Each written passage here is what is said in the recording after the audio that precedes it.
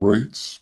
Today we're going to talk about the difference between private property, personal property, and the critique of private property and the bourgeois family unit. The left communist critique of basically everything opens from this point on.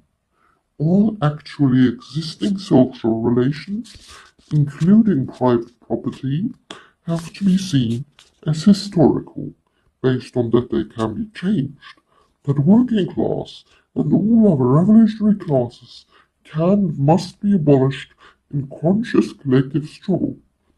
Private property is not a fact of nature, but a present legally certified form of the expropriation of the working class labor by capital.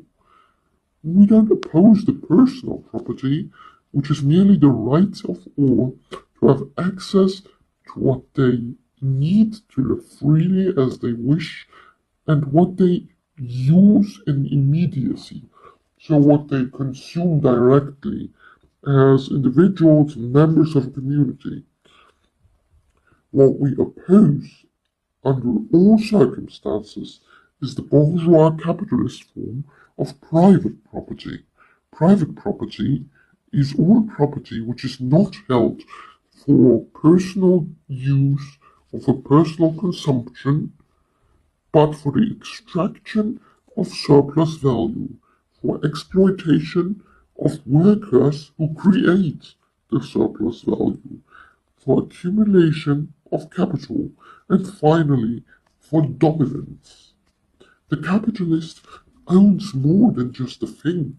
He owns a social relation, not an object, but a relation of class domination over labor of others. What is personal property? Your coat, your toothbrush, your book, your house.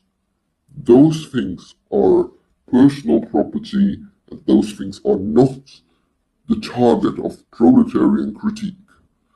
But capital, those are land, factories, communication systems, knowledge infrastructures, and all things used to produce, but not personally produce, but to produce through the labor of others. Those are monopolized and then used as devices for class domination, I'd call it. These sections are private property, which would be communalized or socialized under socialism. What we don't want is that the state to have what the capitalist has now.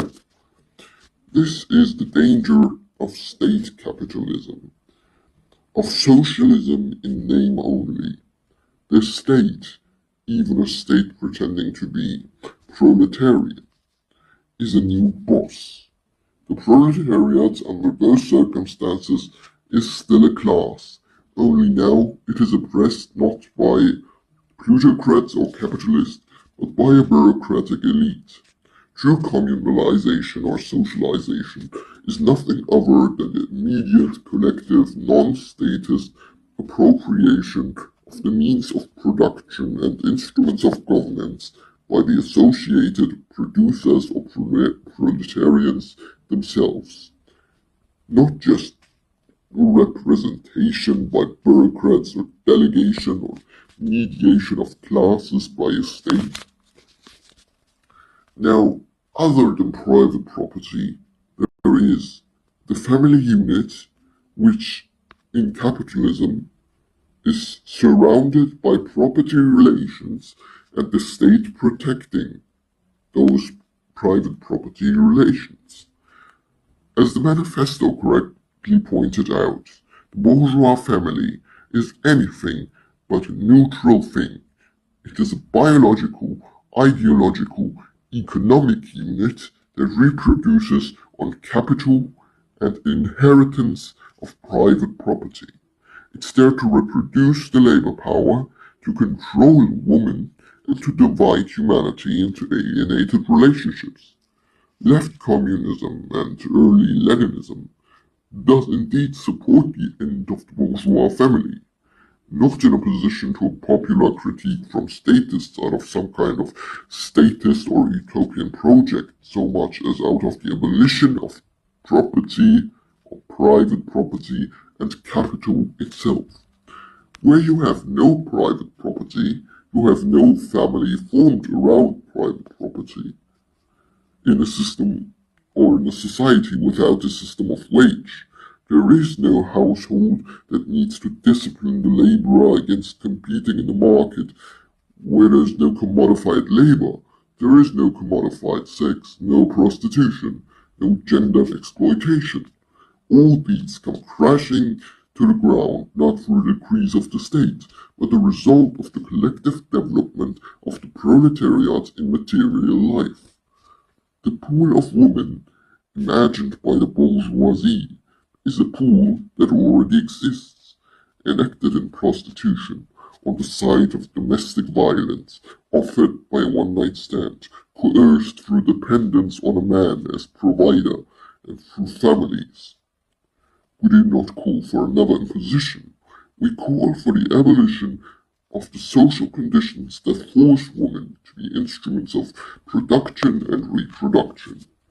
We will not romanticize the proletarian family, because under capitalism there is no such thing as proletarian families. Even seemingly proletarian connections are stretched and twisted by poverty, labor, or the need therefor, and exchange.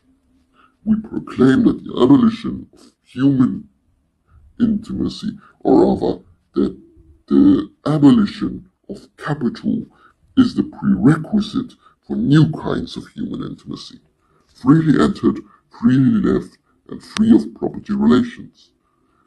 The human intimacy and romance and love under capitalism is not real.